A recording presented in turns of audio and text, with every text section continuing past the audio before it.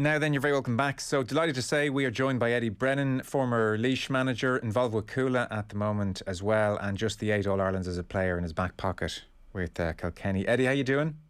Not too bad, no, Joe. How are you? Yeah, very well. Want to pick your brain on a few things. There's lots of rumination at the moment in hurling and giving out, and the game's not quite where we wanted to be. So I'm really curious to get your thoughts on various things. I've got 3 things jotted down: art of defending, the Sliotar, and maybe the boss of the hurl as well, and then thirdly the freeze situation. So let's start with the art of defending here, because I saw yourself and Jackie, like 2 owl lads, giving out here on Twitter. Oh my God, back in my day wasn't far off this.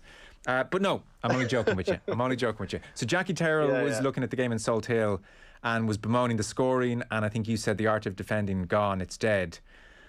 This was Galway-Waterford. I think there was a total of 751 scored. So what were you seeing here? And was it just this game you two were talking about, or do you think it's a trend in the game generally that the art of defending is in decline a touch?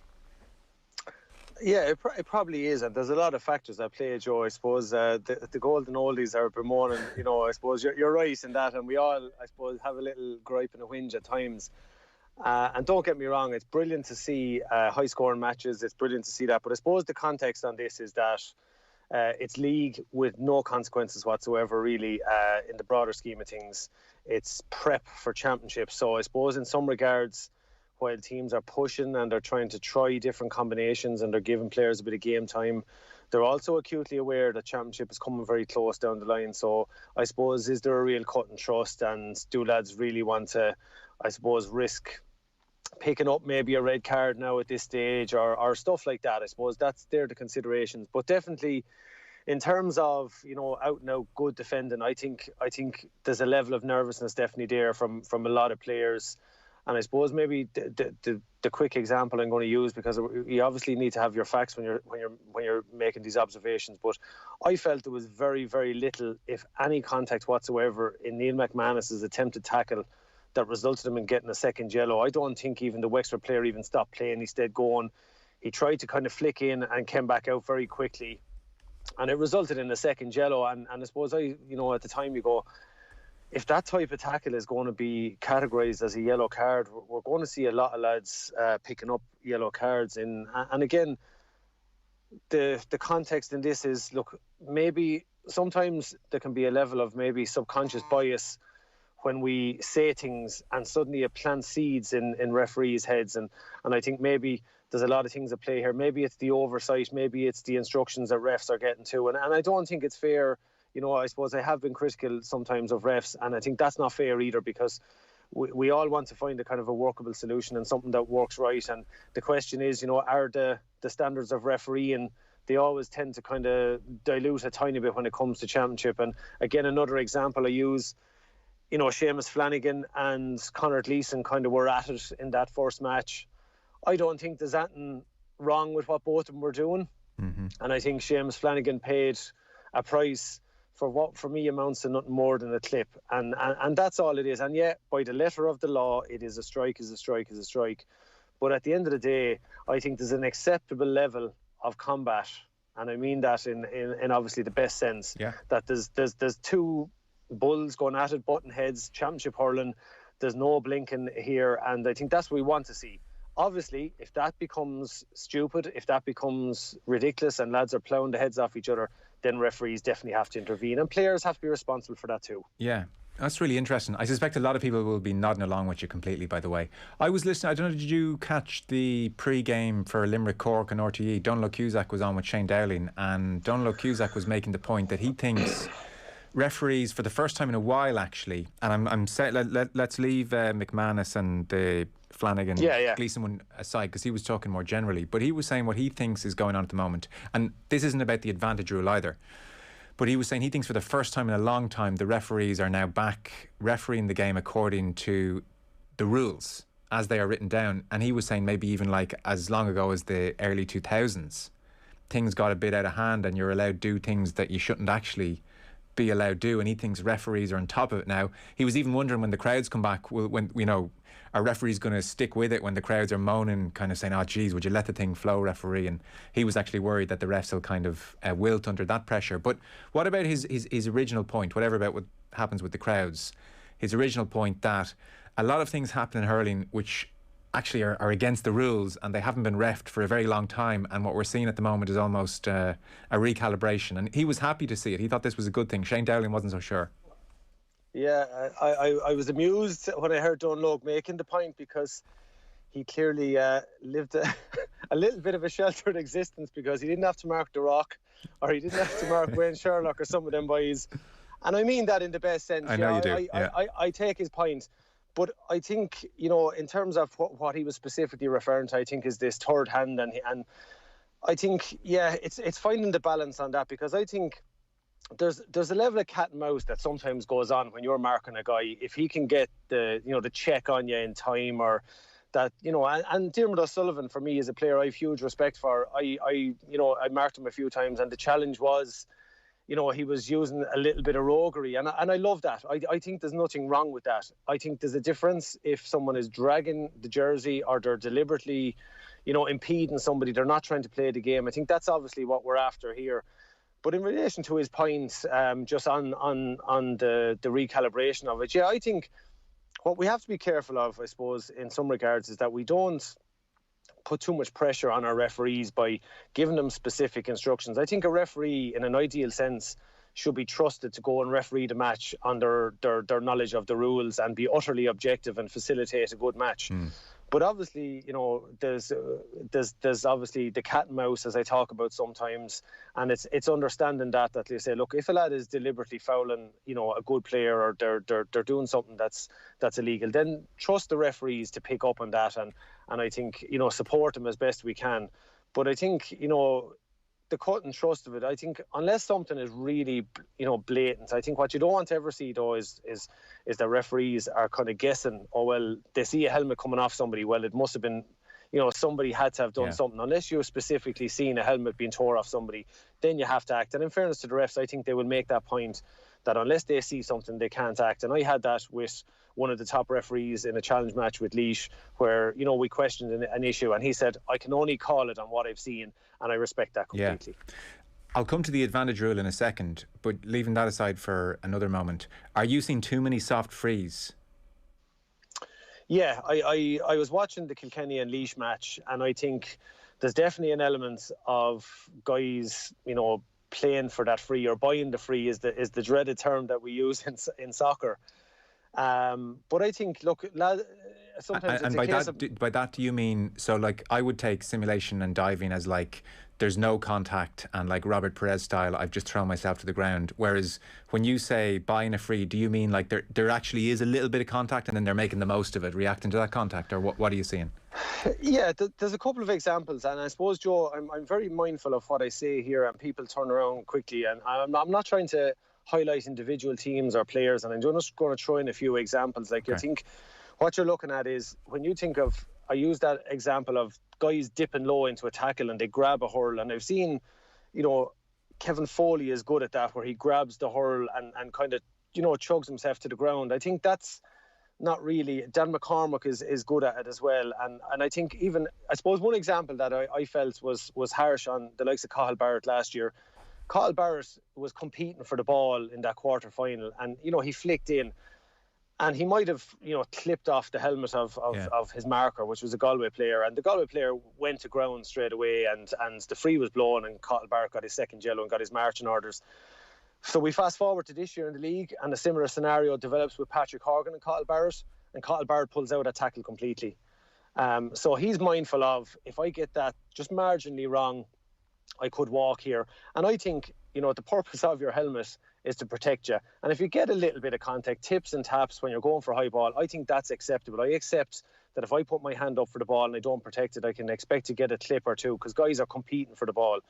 So, and I go back to the Kilkenny and Laois match, I saw one or two frees in that. Definitely not frees. I think guys are sometimes falling coming out of a tackle. They're losing possession, and they're not really looking for it either, but they're getting a free for it, even though they've lost possession of the ball. And I think that's something that you'd be saying is just a tiny bit worrying. And also, I think our players being coached to an element to say, look, if you can win a free, so be it. Win that free, make a defender. And I accept that. That's part of the game to a point. Yeah. But I think when you have lads, I think they're codding refs a little bit, And I suppose if I'm playing, I'll try to do that as well. That's the thing. And so the Carl Barrett example where he learns his lesson and then doesn't go near Patrick Horgan, you don't see that as a good thing for the game ultimately, do you? You want to see Carl Barrett make that challenge and take that chance as opposed to being too afraid to go in there. Yeah, I think we're talking milliseconds here, and that's the fine art that we're talking about here of training. That, well, if if you don't get it right, then you run the risk. And I think that's obviously what you want to put in guys' heads, no matter what end of the pitch they're playing at. If you're reckless and you mistime a tackle or you just lunge in, well, you're now rolling the dice. But I certainly think it can't be a scenario where they're afraid to compete. I would expect, look, in the cut and trust the championship, I put it another way. If I'm Liam Sheedy and I see Carl Barrett not competing for that ball, I'm going, well, why have I you cornerback on Patrick Horgan? I need you getting that ball and preventing him from getting possession of it. So there's two sides to it in a way, but obviously we want. I think if players are making genuine attempts and therein probably is the big issue for referees is to differentiate when a guy is making a genuine attempt or they're just being reckless or foolish. Yes. And that's hard with the speed that the game is played at. Yeah. And so just to clarify then, would I be wrong if someone is seeing a headline in this piece then to get your sense of things, because it's important to kind of clarify. Do you think now hurling has a problem with diving? Is it that serious? I don't think it's at that level just yet, but I agree. I think John Kiley, got maybe a little bit ostracised for the sentiments of what he was trying to convey, and I agreed with him. I suppose when you maybe identify an opposition team, then maybe that's. And I think John rightly rectified that situation, and I have huge respect for him for what he said. But I do believe if he's coming out and saying it, he's a guy with massive knowledge of the game. He's working at the coalface.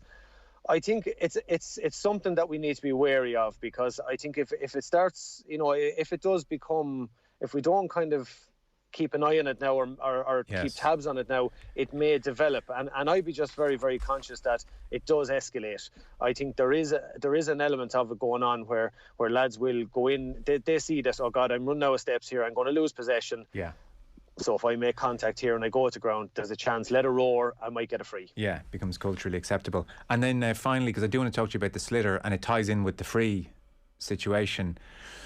On the advantage rule, everyone seems to kind of hate it. Has that calmed down a bit? Are referees over the weekend, were they letting the advantage go a little bit more, or were they still pinging?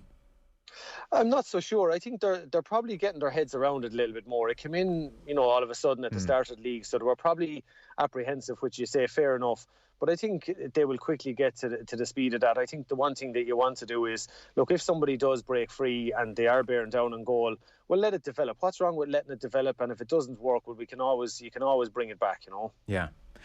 So look, the free situation, in different games there are different problems. So for instance, in that Galway-Waterford game, there was, to be exact, there was 751 scored and only 10 points. Only 10 points came from frees. So actually that was more about defending, and maybe there was a challenge game aspect to that. So 751 scored there and only 10 of them were from frees. And yet, exactly the same weekend, Dublin against Clare, the brilliant Tony Kelly is walking away with 20 points, but 15 of them are frees. So in certain games we're seeing a load of frees, other games not so much.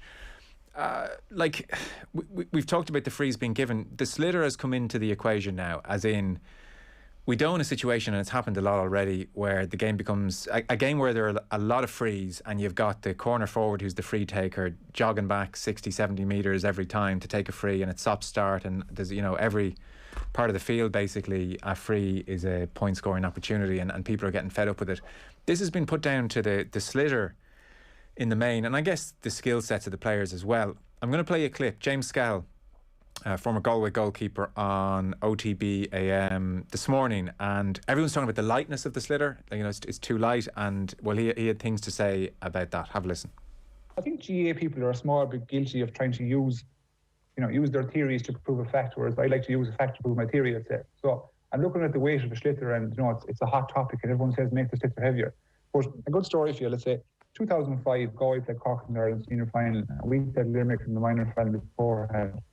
After we were doing the compulsory lap of honour with the cup, the Cork mentors had set up their pre-warm-up drills, and of course me being with me. And I just happened to come across them during the week there, the O'Neill's balls with high rims. So I decided I'd weigh the ball. I took out the porridge scale anyways, and I weighed the ball from 2005, 16 years ago, and it was 111 grams, 112 grams, excuse me. And I weighed a new ball, the All-Star Cummins ball, the yellow one that we have, that was 111 grams. So the ball from 16 years previous was one gram heavier, or lighter, should I say, excuse me. But the major difference in the ball was the rim thickness. Now, the only sport that I can think of where no rims makes a huge difference is baseball. So like, you look at baseball, the weight of the baseball is 145 grams. So that's 30 grams heavier than a sliotar, 30 odd grams, you could say. And the average distance of a home run is 125 metres. So the weight of the ball has absolutely nothing to do with it. It's all about the rims. So you look at the rim thickness, let's say, in the GA terms, is supposed to be between 2.2 and 2.4 mil. But I can tell you 9/10 of balls that are dished out nowadays are aimed at sails. And so the rims are really, really low. They're less than a mil. You nearly rub your finger over them and you nearly feel nothing. You know what I mean? So it's all about the rims, the aerodynamics. And hurlers love low rims for three things. One, obviously the ball travels far. Two, is because they can get their touch perfect. The ball won't bounce off anyway. The ski will off the last one is when they strike the ball, it keeps the true line. So it's dead straight and doesn't veer off. So I don't think the sliotar has anything got to, the weight has nothing got to do with it. It's all got to do with the aerodynamics of the rims. And I do think the rims need to be increased a small bit. They don't need to go to massive levels where you're hitting 3-4 mil and they're taking the hand off you when you're catching them. They just need to be increased a bit, and in the distance the ball won't travel as far. Because it has got to a stage now whereby, free takers going back to their own 30-yard line. Like if you're a forward, give away free in your own 30-yard line, I think Jesus, the goalie going to come out here and pop this, So it's like something will be done. I do think something will be done in the near future. I think the rims are going to have to be increased. I think Crow Park will come back in and pick 4 or 5 sliotar manufacturers and get them to increase the rims and say, and I suppose half the problem will be sorted thereafter. There we go. That's James Skell with the lads on OTB AM this morning. Full interview available in all the usual places. You can download our app and get it there, OTB Sports, in your app store. We have Eddie Brennan still with us, talking about the various issues in hurling at the moment. So, pretty interesting there from James Skell. The weight is bar a single gram. It's exactly the same weight as the ball, the sliotar you were using 16 years ago. It's about the rims.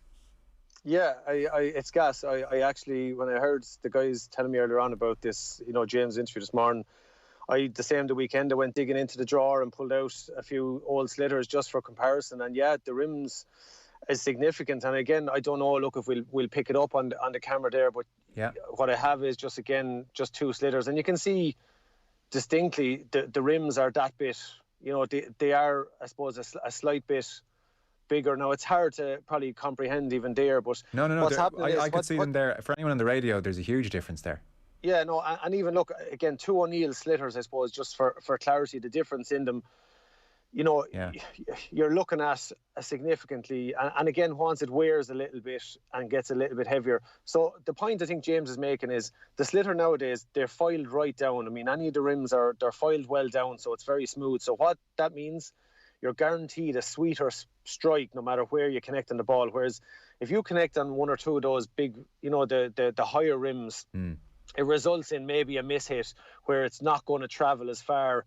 You mightn't catch the sweet spot. And that's why you often seen free takers, I think Henry and the guys were so particular with where they placed it with a view to catching it on the sweet spot. So that is probably an issue in itself. And again, I don't know where I am on the issue, because it is a big worry that you're saying, well, the norm now, anywhere from between your own 45, like lads are able to drive the ball 100 yards now, no problem.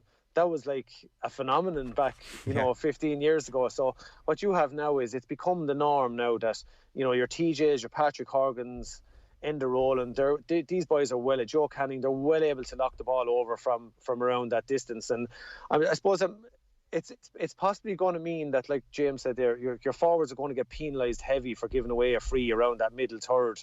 So that maybe, is that going to lead to less goal-mouth drama where, the last ball drops in? And again, even the point I'd make on it is, I go back to the 2018 All-Ireland final. Joe Canning had a free just inside his own 65-yard line. So he's out, it's just deep in that territory out in the sideline. It was a long way out. And his technique over the ball is that he stepped into that rather than, which he normally does, is stand over it. Now, you're bearing in mind it's the end of an All-Ireland final. He's deeply fatigued and all those things.